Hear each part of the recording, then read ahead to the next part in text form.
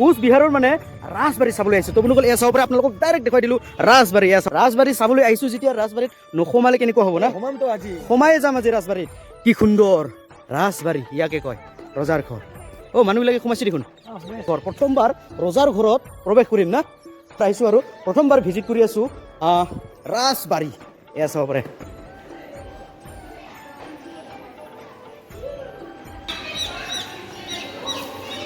তো বন্ধুসকল এয়া চাব পাৰে, আমি সোমাই আহিলোঁ কিন্তু ভিতৰত ভিডিঅ' কৰিবলৈ নিদিলে, ন' এলাউড।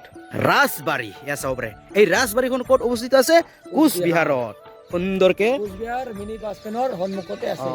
এই ঘৰৰ ৰজাজনৰ নাম মহাৰাজা ৰাজেন্দ্ৰ নাৰায়ণ।